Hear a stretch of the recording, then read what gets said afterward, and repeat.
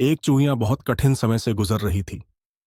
उसे कई दिनों से खाना नहीं मिला था और उसने खाना पाने के लिए कड़ी मेहनत की, लेकिन उसकी सारी कोशिशें बेकार गईं।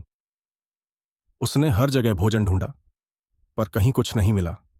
जैसे जैसे दिन बीतते गए, वह बहुत दुबली हो गई। एक दिन चूहिया को मकई से भरी एक टोकरी मिली। उसने देखा कि टोकरी में एक छोटा सा छेद था, जो उसके अंदर जाने के लिए पर्याप्त था। वह आसानी से उस छेद से अंदर घुस गई।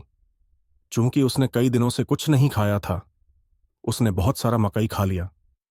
उसे यह एहसास ही नहीं हुआ कि उसने अपनी जरूरत से कहीं ज्यादा खा लिया है। बिना सोचे समझे वह लगातार मकई खाती रही। बहुत देर बाद उसे एहसास हुआ कि उसने जरूरत से ज्यादा खा लिया है। मकई खा खाकर वह बहुत मोटी हो गई।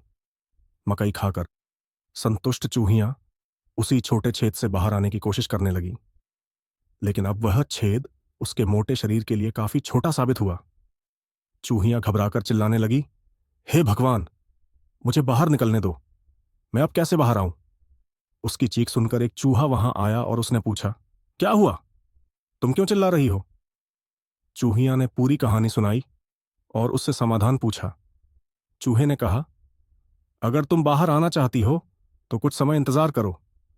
जब तक तुम्हारा वजन कम ना हो जाए और तुम फिर से पतली ना हो जाओ, तब तक तुम बाहर नहीं निकल सकती। अब चूहिया ने खुद को भूखा रखना शुरू कर दिया, जबकि टोकरी में ढेर सारा खाना पड़ा हुआ था, ताकि वह जाल से बाहर निकल सके।